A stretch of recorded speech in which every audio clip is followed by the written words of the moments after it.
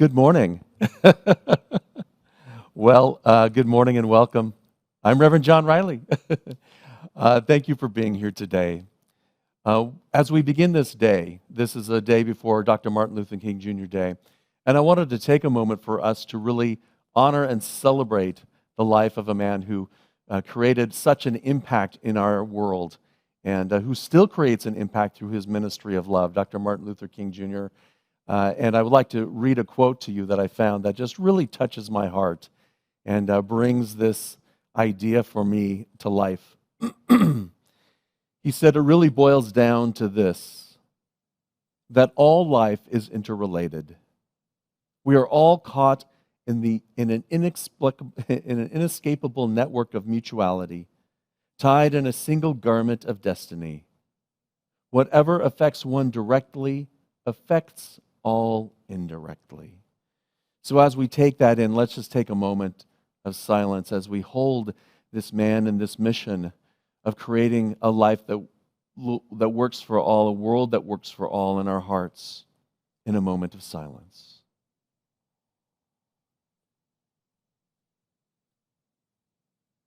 And so it is. Amen. Well, here we are. We are incorrect. I'm having trouble with that word. What was the word he used?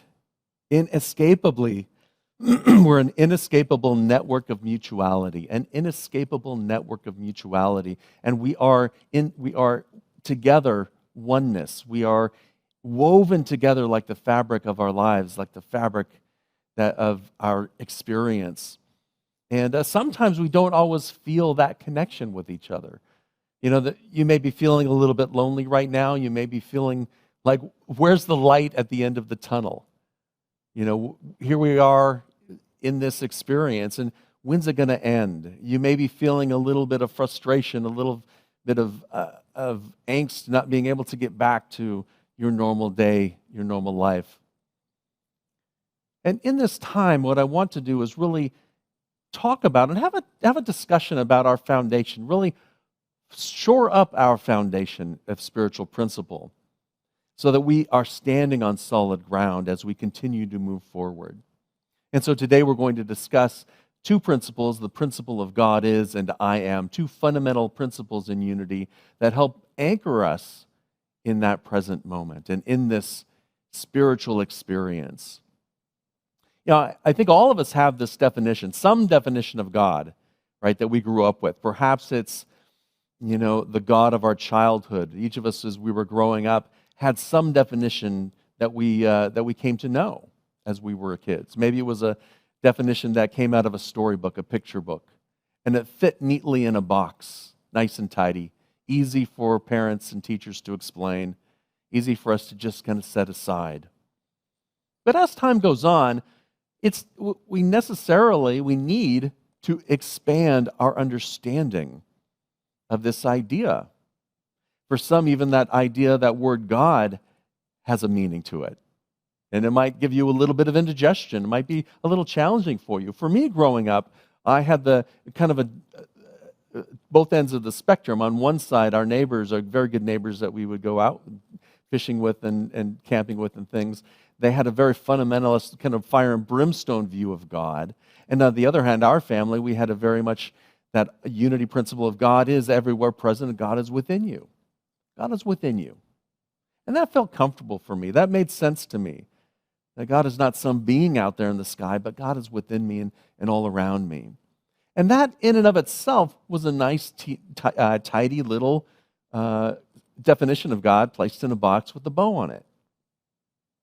But even as I went on, I needed a deeper understanding of it. And I think that's one of our key purposes here is to really understand and connect with that idea, that principle, that unchanging law of spirituality, of isness, of whatever you want to call it, of divine mind, the universe, spirit.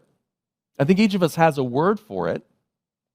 And maybe it's the same word. The shortcut word is God, but that also has that baggage with us. So are we able to set aside our own baggage in order for us to have a greater and seek a greater and expanded understanding. You know, in Unity, one of my favorite sayings, and the way I like to refer to God is quoted by Eric Butterworth. He said, God is in you, but it's not hidden in you. It's not buried somewhere deep in you like the story goes. But it's all there. It's in you like the ocean is in a wave. If God is everywhere present and all around us, then each atom in the universe, each molecule in my body, each cell contains the infinite potential that is God. And if God is everywhere present and, created this universe got created out of that divine expression, that transcendent God that's out there, how can we not be part of it? And if God is good, how can we not innately be good in ourselves? Sometimes it takes a little effort to bring that out, to draw that out, to find that path, right? To find that our bearings in this time, especially when things start getting tough. So when we look at our definition of God, and we've talked about this before, at least I have, this idea of whether you want to call it God or spirit or divine mind or divine love, simply the universe, that universal presence, that loving presence, the essence of life. I like the word allness, the allness of life, love and wisdom. Just take a moment to think about what word resonates with you. And hold on to that word for now. We'll get back to the others later. But hold on to that word now. And if you can, if I slip and say a word that doesn't resonate with you, just translate it for yourself. And the reason we want to do that is so that we can open our hearts to a greater understanding and open our minds to a greater understanding. Because so often when we hear something that we don't like, right, we just turn off. We throw the baby out with the bathwater, as they say. I'm all done. See ya. That Riley's great, except he's a little cuckoo when he talks about God. Just say spirit, and then I'm okay. So whatever word it is for you, just hold on to that for a moment. Because what I want to do is refer back to one of the co-founders of Unity, Myrtle Fillmore, in one of her books. Now, Myrtle didn't write books. She wrote letters. She was, back in the day, I guess that was the Facebook of the day, the Instagram of the day. They were actually letters that she wrote to people all over the world who wrote to her for questions, and she wrote back to them. And then they took all of those letters and they created books out of them, and really powerful books. And one of the things I love about Myrtle Fillmore is, for me, she's the heart.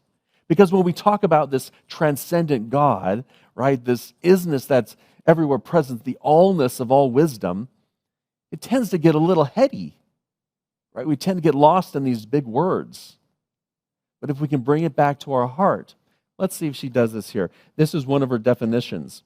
She begins with the idea of quoting Jesus, because Jesus said, God is spirit.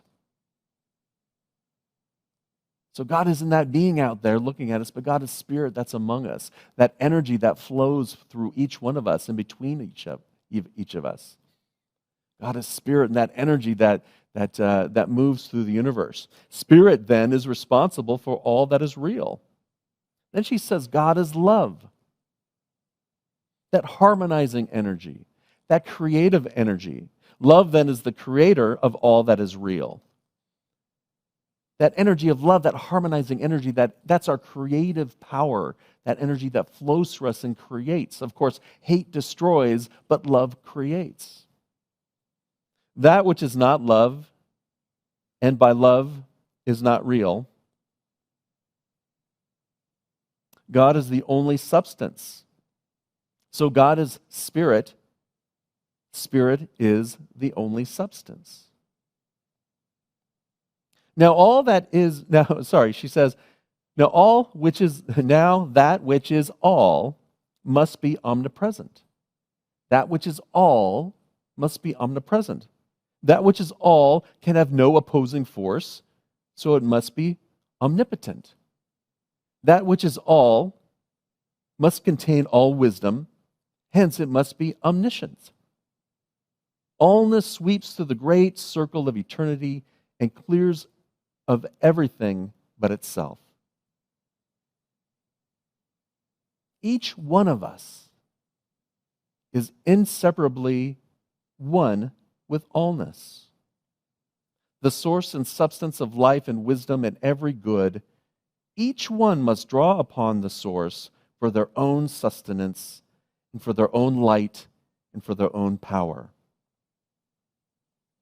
So that transcendent God that we're experiencing, that's everywhere present, we must draw upon. It's not only transcendent, it's also immanent.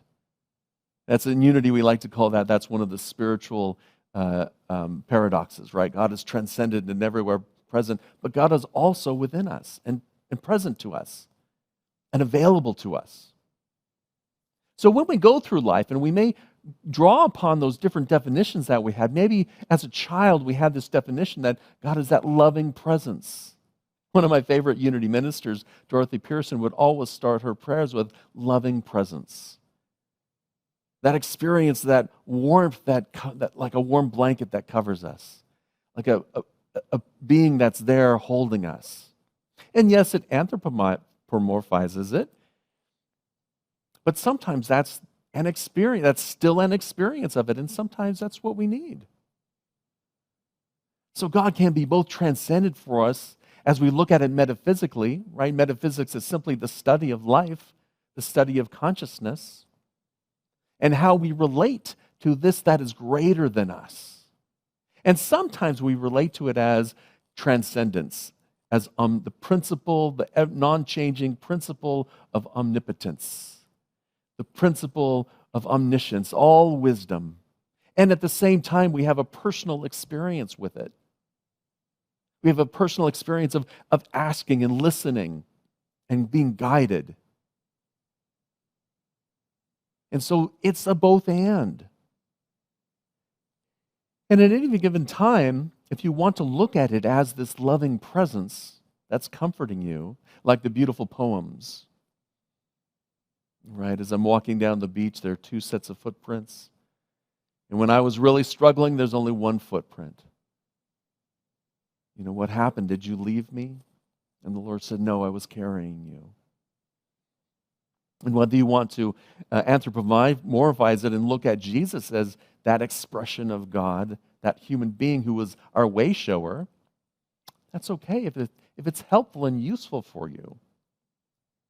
But the reason I want to continue to teach and to expand our understanding of it is that it opens more of this divine essence, more of this allness to us in our daily lives.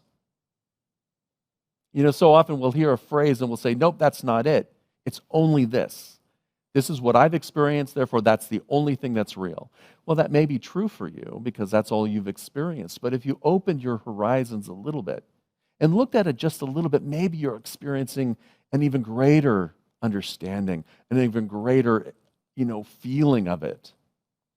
And that brings us to the I am, the second principle, the foundation that not only God is everywhere present, and we may experience it as a loving presence, or we may experience it as the allness of life. We may experience it as the sunset or the sunrise this morning.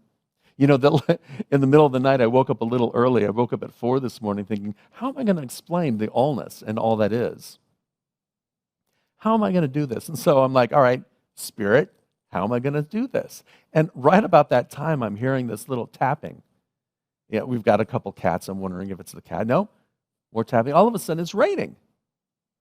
At 4 in the morning, I'm hearing the rain outside. I'm like, oh, yeah, thank you. This is a sign. And just as all of a sudden, I realized I'm listening to my own thoughts go whirling around, and the rain stopped, just like that. I'm like, wait, come back, Spirit. You didn't give me the answer. So where's the answer? Does the answer come from out there, or does it come from in here? Well, in Unity, we teach the I am principle, that idea that within you is God. And so it comes from within you. It may come from outside of you. We think about, well, I have a question that I'm posing to the universe. How am I going to move forward? And then all of a sudden, the thing pops up over and over again, the answer. The universe is telling me. Well, the universe may have been telling me. Or maybe I knew the answer and now I'm seeing it in the universe. It's like, I remember when my wife was pregnant with our oldest son, Ethan, all of a sudden, it's like half of the world is pregnant, right? You start seeing pregnant people all over the place. It's like that yellow Volkswagen Bug that I grew up at to talk about last week. All of a sudden, you start seeing yellow cars. Now, whether it's us attracting ourselves to the thing that we're looking for, to the answer that's always coming from within, the key here is this. You have all of the power within you that you need. All of the wisdom is available to you if you just broaden your horizons and sit with it in a state of contemplation and allow it to be. All of that is within you. That power of the universe, that infinite potential is within us. Now, we necessarily, limit it because we can't all be infinite. So we limit it so that we experience this presence, this being in the universe, in our world here today. Here's John Riley, that experience. Because I've limited that allness. And any ideas that come to us necessarily come to us, and we limit them based on our filters, and then we bring them into presence. But within us lies the power and the access to the wisdom. And in unity, we call that the Christ consciousness. And we believe that that's what Jesus truly taught, for he said that these things that I do, you will do, and even greater things you will do.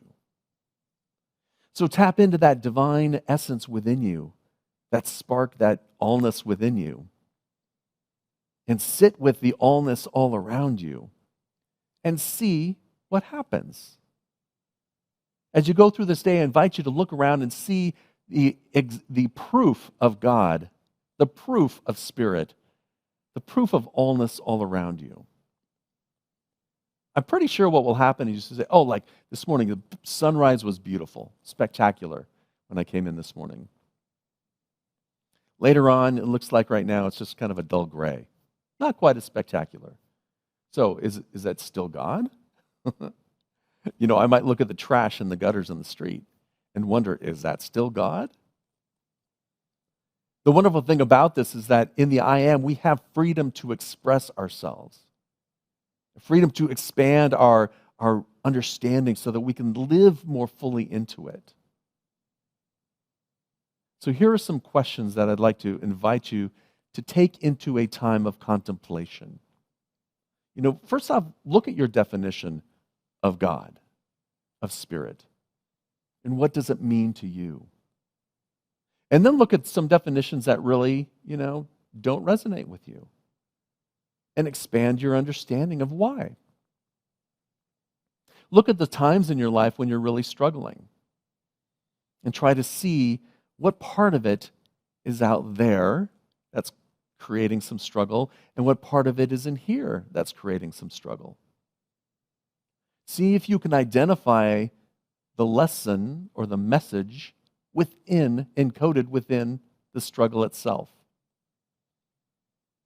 And we take time to do this every day when we intentionally go forward to see if we can see and experience more of God. What happens is that we begin to expand our own sense of self. We begin to have a greater sense of self-compassion.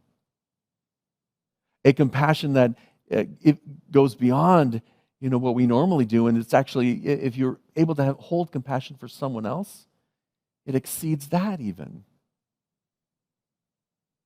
We're able to have a deeper knowing of that source of love, that harmonizing, creative power, even in the midst of us having a meltdown. The turnaround is faster. You can be that loving presence in the middle of a conflict. And when you're feeling lonely, when you're feeling down, when you're feeling alone during this experience, it enables you to draw from that well within. It enables you to bring forth that experience of love simply by practicing it every day.